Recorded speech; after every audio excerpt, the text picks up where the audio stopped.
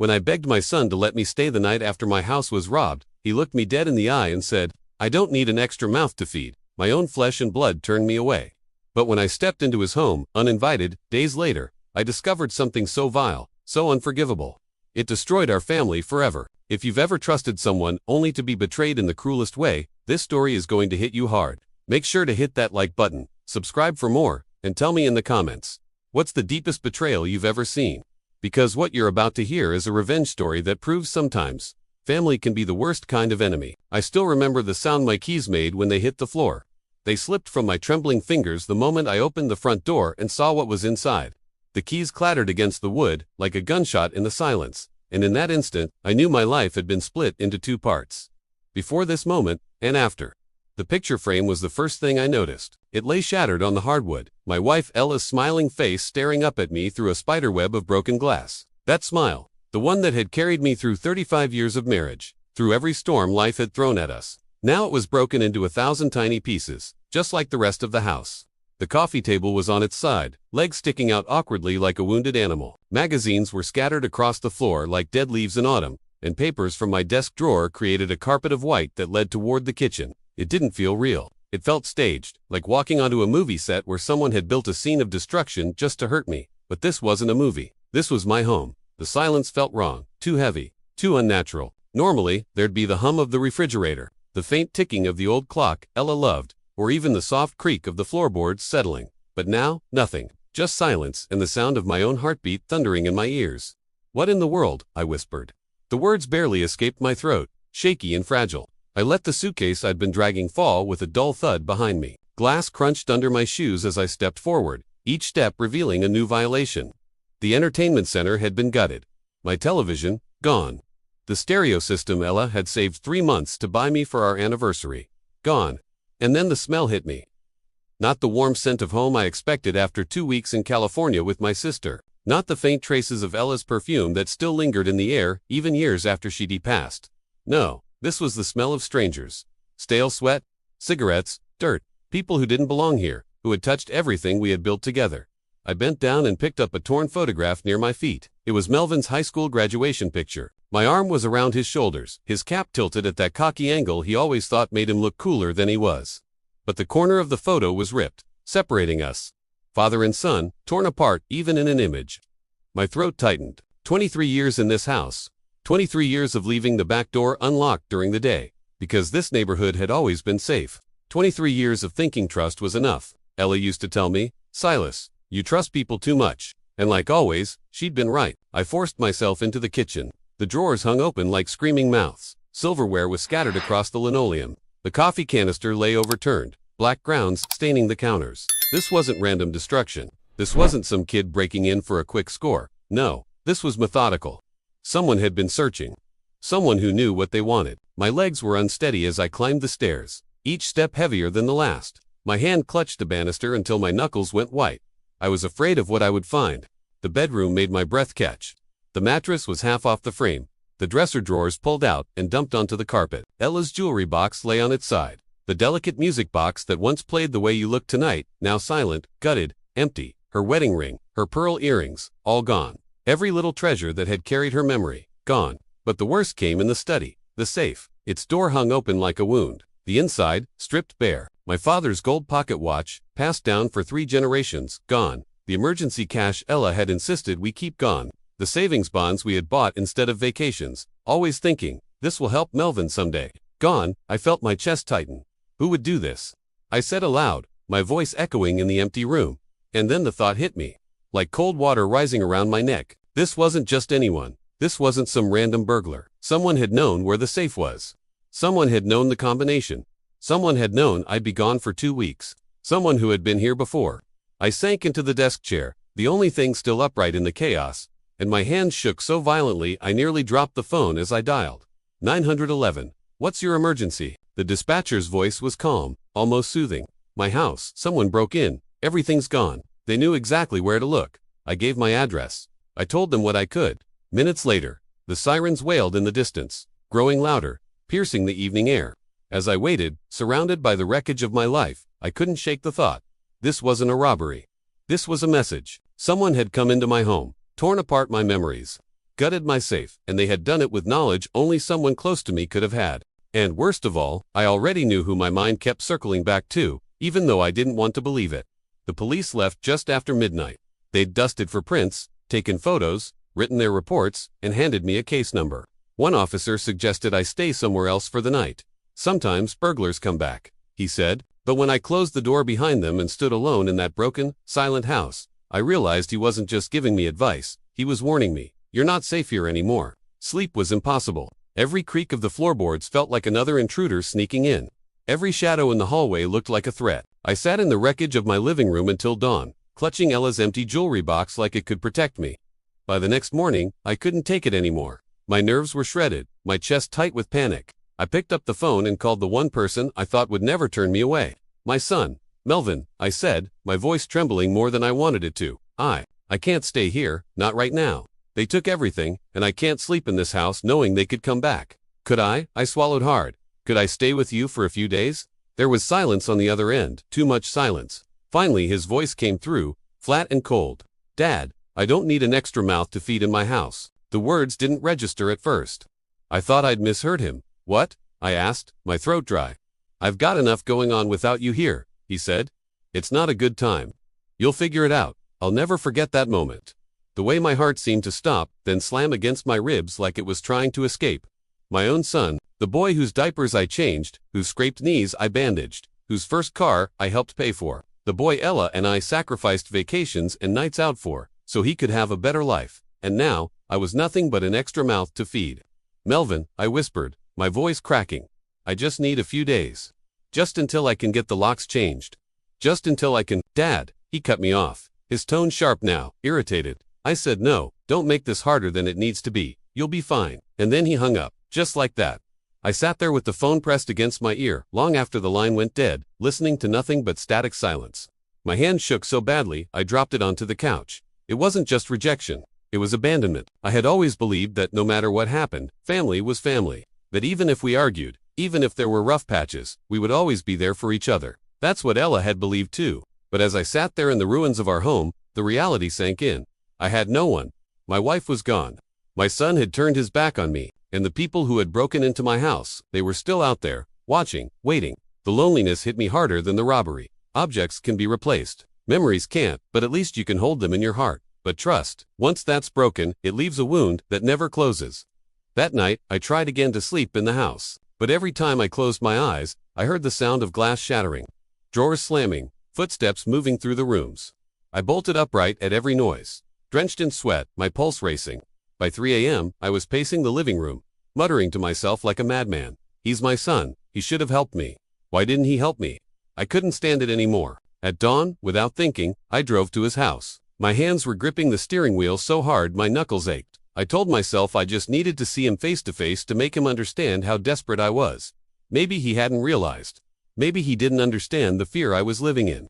I pulled into his driveway and sat there for a long moment, my heart pounding. Finally, I got out, walked up to the door, and knocked. No answer. I knocked again, harder, still, nothing. But then, through the curtain, I saw movement. He was home. He was avoiding me. I should have walked away. But desperation does strange things to a man. So I tried the doorknob, unlocked. I stepped inside.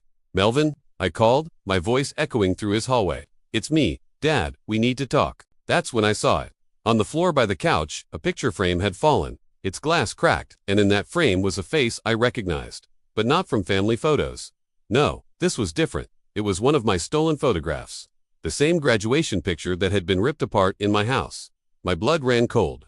I froze in place, staring at that frame like it was a snake ready to strike. In that single moment, everything shifted. The robbery, the safe, the missing watch, the missing jewelry, the missing cash. It wasn't random. It wasn't strangers. It was him. It was my son. I left Melvin's house that morning in a haze, my body moving but my mind somewhere else. My son's driveway disappeared in the rearview mirror, but that shattered picture frame, that stolen photograph burned into my memory like fire on my skin. I didn't confront him. Not then. Maybe because some part of me still wanted to believe it wasn't true. Maybe because saying it out loud, accusing my own flesh and blood, felt like killing the last piece of family I had left. But denial is fragile, and the longer I sat alone in my broken home, the harder it became to hold on to it. That night, I didn't even bother pretending to sleep in my bed. I dragged a chair into the hallway and sat with a baseball bat across my lap, my eyes locked on the front door. Every creak of the house sent a jolt of adrenaline through me. My ears strained at the silence, waiting for the sound of footsteps that never came. By 4 a.m., I was shaking, not from fear, but from exhaustion. My head felt heavy, my thoughts scrambled. You raised him. You taught him right from wrong. You gave him everything you could. Why would he do this? But the answer kept circling back like a vulture, because he could. Melvin had always been restless. Money never stayed in his pocket for long. Cars, women, nights out with his friends. He'd chase all of it, even if it meant skipping rent or borrowing just until payday. Ella used to cover for him, slipping him cash from her own savings. She believed he'd grow out of it. I wanted to believe that too.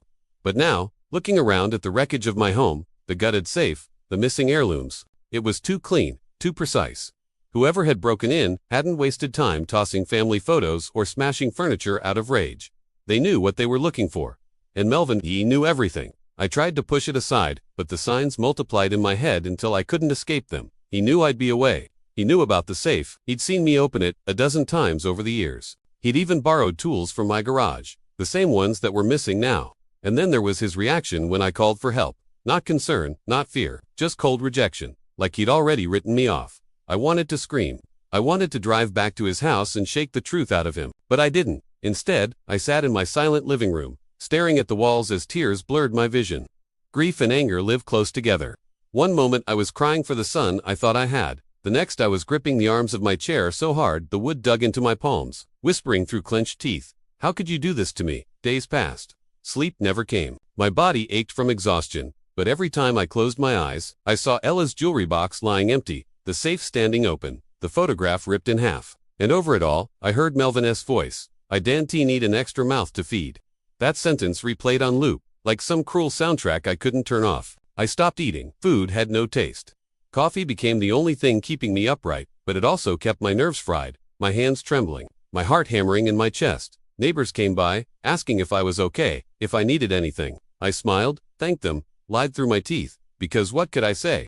Yes, my house was robbed, and I think my own son did it. No, that was too shameful to admit out loud. But shame turned into suspicion. Suspicion hardened into certainty. The next time I saw Melvin, it was at the grocery store. I hadn't planned to run into him.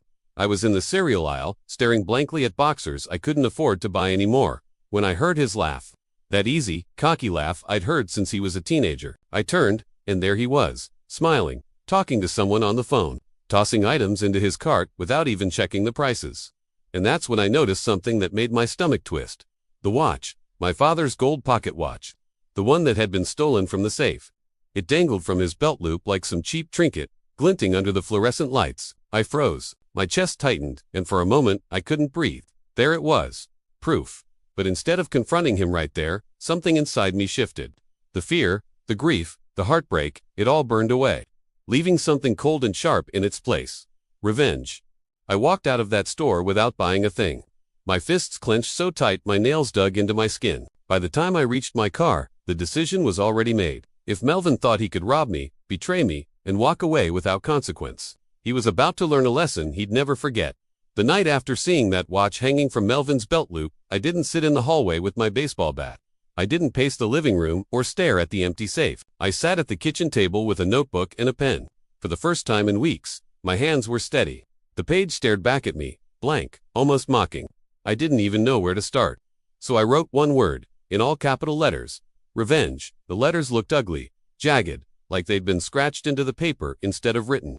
But it was honest. More honest than anything I'd admitted to myself since the robbery. I wasn't just going to confront Melvin. I wasn't just going to accuse him. No, that would give him a chance to deny it, twist the story, make me out to be the crazy old man. He'd done that before with smaller lies. I was about to hand him that power again. No, this time, I needed proof. Evidence so clear, so undeniable, that he couldn't talk his way out of it. And once I had it, I'd make sure he felt the full weight of what he'd done.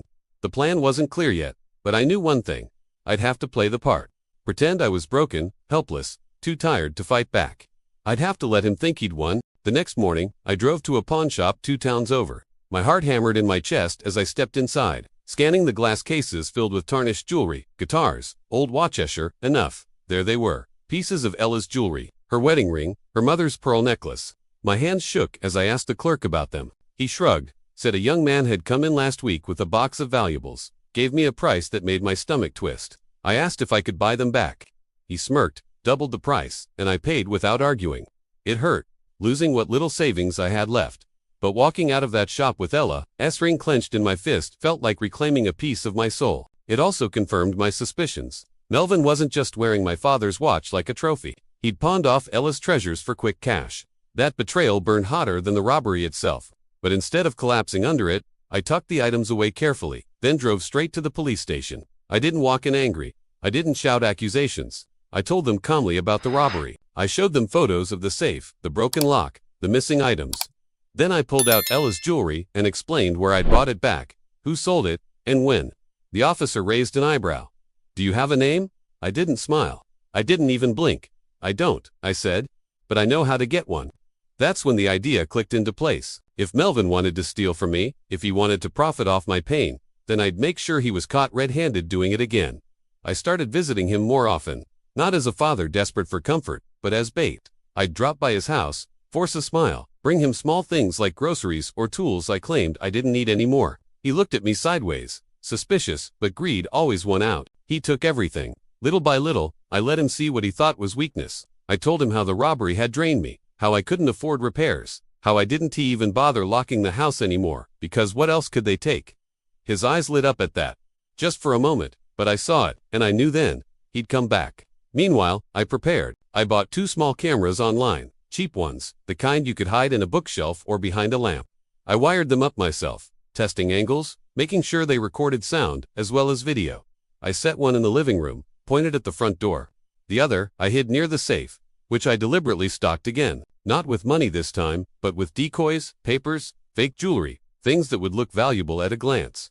And behind it all, I left one thing real, something Melvin couldn't resist, an envelope thick with cash, money I'd been saving for emergencies. This was my emergency.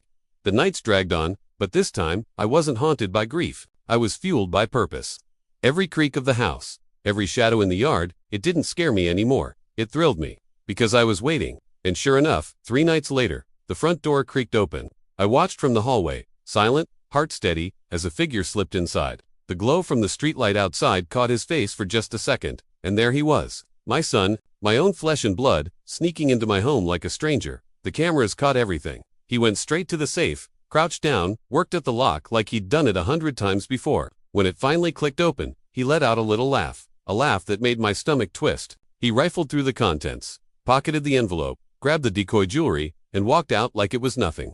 I didn't stop him. I didn't make a sound. I just stood there, in the shadows, my fists clenched so tight my nails dug into my skin, whispering to myself, "I've got you now." That night, as I replayed the footage on my laptop, watching frame by frame as Melvin robbed me again, the weight on my chest finally lifted. For weeks I'd been broken, sleepless, hollow, but now I had proof. The law couldn't ignore this. The world couldn't ignore this, and most importantly, Melvin couldn't escape this. I closed the laptop, leaned back in my chair, and for the first time since the robbery, I smiled, because the trap was set. The morning after I caught Melvin on camera, I sat at the same kitchen table, where this whole plan began. But this time, I didn't write anything down. I didn't need to. I had everything I needed. The video footage was crystal clear. His face, his hands on the safe, the envelope sliding into his jacket. There was no mistaking it, no way to spin it as a misunderstanding. Still, I didn't rush to the police. Not yet. Revenge isn't just about justice. It's about timing. And timing, I knew, would decide just how deep this knife cut. That week, I visited Melvin again. He was in the driveway, polishing the hood of his car, music blaring from a speaker. When he saw me, his grin was wide, almost cocky. "You're looking better, Dad," he said, wiping his hands on a rag, "getting some sleep finally." I smiled back, though every bone in my body wanted to smash that smug face. "Yeah, you could say that. Been lighter lately, like a burden's lifted." He nodded like he understood, but his eyes flickered, nervous. He was waiting for me to mention the break-in, waiting for me to suspect him. But I didn't. I played dumb. Instead, I said, "I've been thinking of hosting a little family dinner. Haven't seen everyone together in so long." His grin faltered. "Family dinner?" "Yeah," I said, leaning against his car. "You, me, Isabella, the kids, maybe even some old neighbors. It's about time I get some joy back in that house, right?" He chuckled, uneasy. "Yeah, sure, Dad. That sounds good." Good. That was all I needed. Because that dinner wasn't going to be a family reunion, it was going to be his trial. The next few days, I prepared like a man possessed. I scrubbed the house, top to bottom, cooked meals that smelled like Ella's old recipes, even strung up lights in the living room. Everything looked warm, inviting, safe. On the outside, it was a dinner, but hidden in the walls, on my laptop, in my pocket. It was evidence. I made copies of the footage. I burned it onto a DVD, saved it on a flash drive, even printed still images from the video. I wasn't going to risk him weaseling out of this with excuses or technicalities. The guest list was simple. Melvin, Isabella, their kids. But I also invited 2 people Melvin didn't know about. Officer Daniels, the local cop who'd taken my initial robbery report, and Mr. Lewis, my neighbor who had known our family for decades. They weren't coming as guests. They were coming as witnesses. Because this wasn't just a dinner. This was exposure. The night arrived. Melvin showed up late, swagger in his step, Isabella trailing behind him with that pinched look she always wore when she thought I couldn't TC. The kids ran ahead, their laughter cutting me like glass, because they were innocent. They didn't deserve the storm about to break. We sat down at the table, candles flickering, plates steaming with food. For a while, I let the charade play out. Small talk, polite smiles, the clink of cutlery. But then, just as the kids asked for dessert, I cleared my throat. "There's something I want to show you all," I said. The room quieted. Melvin's fork froze halfway to his mouth. I stood, walked to the laptop I'd placed on the counter, and hit play. The video filled the screen. There was Melvin, creeping through my front door. Melvin, kneeling at the safe. Melvin, pocketing the envelope, laughing to himself as he stole from me. The room was silent, except for the sound of Melvin's voice on the recording.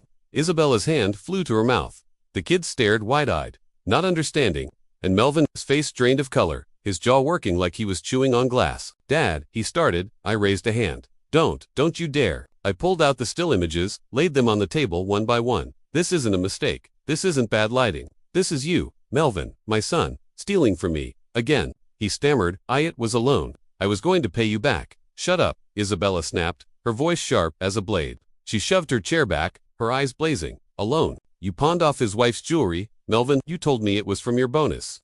Her voice cracked, tears spilling down her cheeks. Melvin's mouth opened and closed, but no sound came out.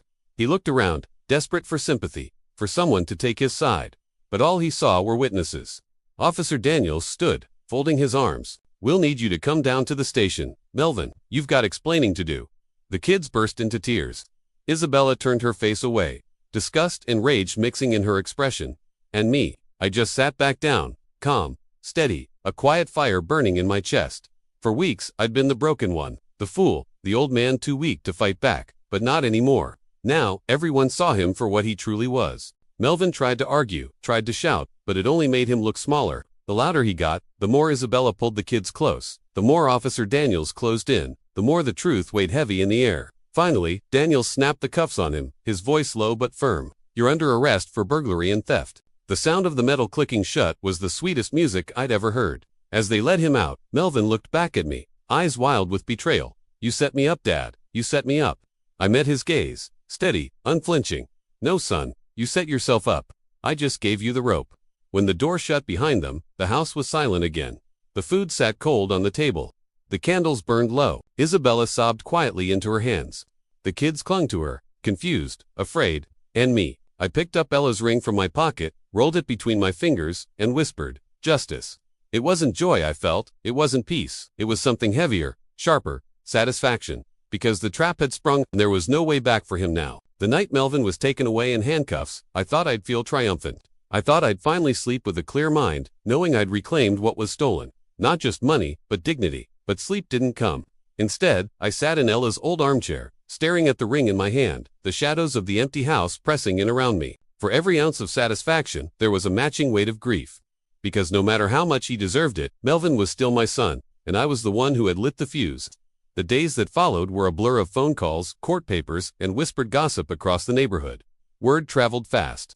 "Did you hear? Dennis's boy got caught robbing him." Some neighbors shook their heads with pity, others with judgment, but the one who suffered most wasn't me. It was Isabella. She showed up at my door 2 mornings later, her face hollow, her voice ragged from crying. The kids were at school, thank God, but she was trembling as though she hadn't eaten in days. "Why didn't you tell me sooner?" she asked, tears brimming in her eyes. "All those months he came home with cash, telling me it was overtime. I believed him. I defended him." Her words pierced deeper than Melvin's betrayal. Because she wasn't guilty, she was just collateral damage. I poured her some coffee, sat her down, and for the first time in years, I felt like a father again. Not to Melvin, but to her. I didn't want to believe it either, I admitted. But when I knew for sure, I had to act. If I let it slide, he would have bled us all dry. She nodded, though her shoulders shook. The kids keep asking where he is. I can't tell them their dad's a thief. Not yet. I reached across the table, laid my hand over hers. You don't owe him loyalty anymore. He chose his path, but you and those kids. You're still family to me. And in that moment, for the first time since the robbery, I felt less alone. The court hearings began within weeks. Melvin walked in, wearing an orange jumpsuit, shackled at the wrists. His arrogance had been replaced with something pitiful. Hollow eyes, unkempt hair, a twitch in his jaw, like he was chewing on bitterness every waking second. When the judge read out the charges, burglary, theft, violation of trust, he barely looked up. His lawyer tried to spin a story. Your Honor, this is a matter of financial desperation. My client was under immense stress, struggling to provide for his family. But the evidence was undeniable. The video, the stills, the stolen jewelry, the pawn shop records, it all painted the same picture. When the footage played in court, just like it had in my living room, I swear I saw Melvin shrink an inch shorter. He couldn't even meet my eyes. The prosecutor didn't hold back either. This isn't just theft, this is betrayal of the highest order. A man stealing from the very parent who raised him. If we don't draw the line here, then where do we draw it? The judge agreed. Sentencing day was quiet, heavy. Melvin was given 5 years in prison with the possibility of parole after 3. When the gavel struck, Isabella let out a sob that echoed through the courtroom. The kids weren't there to see it. Thank God. But that sound, it cut deeper than any sentence could. And me, I sat still, my hands folded, face unreadable. Inside, I was at war. Relief battled sorrow, justice battled grief. Because this was justice, yes, but it was also my family unraveling, thread by thread. Afterward, people treated me differently. Some neighbors congratulated me. Good for you, Dennis, you showed him, he can't mess with you. Others whispered that I was heartless. How could he send his own son to prison? Blood's blood. But those people didn't know what it was like to stare at an empty jewelry box. To imagine your wife's treasures, her legacy, sitting in some pawn shop window because of the son you sacrificed everything for. They didn't know what it was like to beg your child for shelter, only to be told you were an extra mouth to feed. No, they didn't know, and I didn't care to explain. At home, the silence was both blessing and curse. No more creeping shadows in the night. No more gnawing paranoia. But also, no laughter of grandchildren. No Sunday dinners, no son dropping by with excuses on his lips. One evening, as I stood by the window, Isabella pulled up in her car. She stepped out slowly, the kids bounding toward the porch with wide smiles. Grandpa, they shouted, throwing their arms around me. My chest tightened as I hugged them back. Isabella lingered behind, her face softer than it had been in weeks. We'd like to come by more often, if that's all right, she said quietly. The kids need stability, and so do I. For the first time, I felt something like hope. Maybe I'd lost a son, but maybe I was gaining back a family. That night, after they left, I placed Ella's ring back in the safe. Not as a hidden relic, but as a promise. A promise that no one, not even blood, would take away her memory again. The law had done its part. The world had seen the truth, but the scars would never fade. I whispered into the empty house, Ella, it's done. Justice, at last. And for the first time in months, sleep came easily. Not peace, not forgiveness, but justice. Prison didn't just take Melvin away, it rearranged the orbit of everyone around him. For weeks after the sentencing, Isabella moved like a shadow. She carried herself with the guilt of someone who'd been duped, tricked into defending a man who didn't deserve her loyalty. She told me one evening, as she folded laundry at my kitchen table, I keep asking myself, did I miss the signs? Was I blind? Or did I just not want to see? I didn't know how to answer. Because hadn't I asked myself the same thing? How did I raise a son capable of stealing from his own father? But Isabella wasn't blind. She was just hopeful. Hopeful that her husband, the father of her children, was still the man she married. And hope, it's a dangerous thing. It keeps you tethered to a sinking ship. The community wasn't quiet either. At the grocery store, I'd hear it in hushed tones. That's Dennis, the one whose son robbed him. Some shook their heads with sympathy. Others muttered about family loyalty. A few even avoided eye contact, as though betrayal was contagious. But what struck me most were the ones who looked at me with a strange kind of respect, as if, in doing the unthinkable, turning in my own son, I'd have proven a kind of strength they didn't have. One man, a retired firefighter named Carl, stopped me in the parking lot. He laid a hand on my shoulder and said, "You did the right thing. Don't let anyone make you feel otherwise." My brother stole from me for years. I didn't have the guts to stop him. Wish I had. That moment stayed with me. Because for the first time, I didn't feel like a monster for choosing justice over blood. Letters from Melvin began arriving a few weeks into his sentence. At first, they were short, angry, spiteful. You've ruined my life. You've betrayed your own blood. You'll die alone, and you'll deserve it. Each one cut, but I didn't respond. Then slowly, the tone shifted. Pages filled with regret, apologies scrawled in shaky handwriting. He wrote about the fights he'd gotten into inside, about the sleepless nights, about the moment he realized the pawnshop money wasn't tea worth, the look in his kids' eyes when they asked where he was. Dad, one letter read, I don't expect you to forgive me. I just don't want to disappear from your heart completely. I folded that one carefully, slid it into a drawer. I didn't forgive him, not yet. Maybe not ever. But for the first time, I felt the faintest crack in the wall of anger I'd built. Meanwhile, Isabella began to lean on me more. Not in a burdensome way, but in small, meaningful moments. She'd call to ask if I could pick up the kids from school. She'd drop by with a casserole, insisting I couldn't live on canned soup and coffee alone. The children started treating my house like a second home. One Saturday, little Emma found an old photo album on my shelf. She climbed onto my lap, pointing at a picture of Ella holding her as a baby. Grandma looks like a queen, she said with wide eyes. My throat tightened, but I smiled. She was. She ruled this house with love. Moments like that reminded me why I'd fought so hard, why I couldn't let Melvin strip away Ella's memory piece by piece. But life had a way of twisting the knife, even when things seemed to be healing. One evening, I answered the phone to hear Melvin's voice for the first time since his arrest. Dad, he said, his voice low, cracked, I need you. Silence hung heavy between us. For what? I asked finally. For forgiveness. For a chance to prove I'm not the monster you think I am.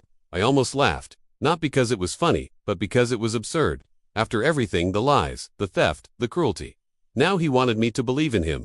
You had that chance, I said, my tone sharper than I intended.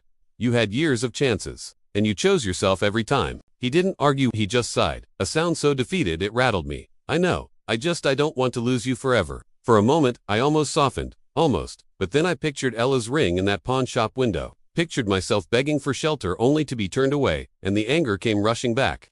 You already lost me, Melvin, I whispered, before hanging up. Still, after the call, I couldn't shake the feeling. Maybe revenge was never clean. Maybe it wasn't about winning or losing, but about choosing which pain you could live with.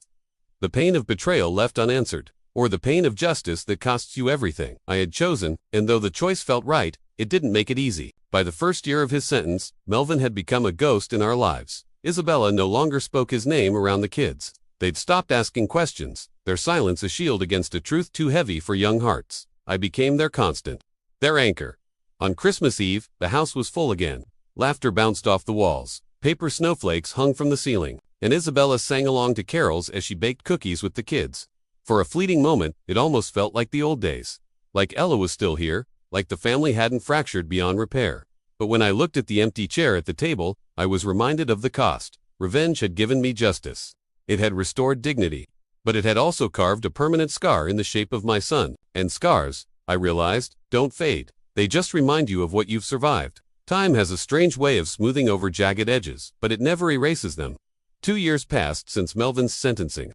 Seasons changed. Birthdays were celebrated. Holidays came and went. And with every passing day, the children grew taller. Isabella grew steadier. And my house, once filled with grief and silence, began to hum with life again. But Melvin, he was frozen in time, locked behind concrete walls and steel bars. His life stalled while ours moved on. I didn't visit him. Not once. Oh, the letters came. More frequent now. Longer. Filled with promises that this time, he meant it. That he'd changed. That he'd never betray me again. Some were so desperate they bled off the page. But each time I opened one, I saw the same image in my mind. That pawn shop window. My Ella's ring, sitting behind glass, tagged with a price. The last piece of her he had left me, sold for pocket change. How do you forgive a man for that? One evening, Isabella came over after putting the kids to bed. She sat across from me at the kitchen table, her fingers wrapped around a steaming mug of tea. They're starting to forget him, she said quietly. Who? I asked, though I already knew. Melvin, she whispered. The kids don't ask about him anymore. It's like he's fading. There was sadness in her voice, but also relief.